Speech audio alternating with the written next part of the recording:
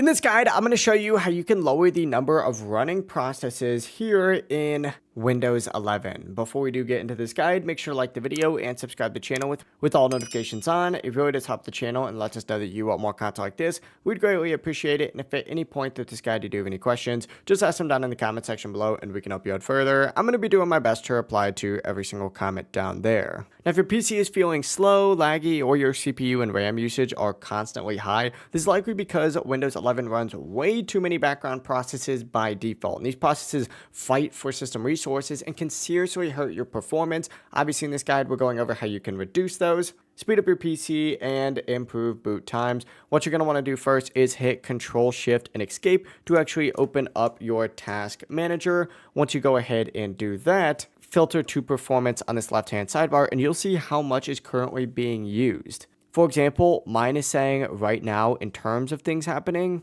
I'm using 17.3 gigabytes, which is a ton of processes. To get rid of these, go to the Process tab up at the very top on this left-hand sidebar again, and look for apps or background processes that you don't actually use. You can also sort by CPU memory. You can also sort by your CPU or memory to quickly find resource hogs. And for any app that you don't recognize that's not actually helping you, for example, all these Creative Cloud processes, you could select it and then hit End Task just like so. Repeat this for any unused apps.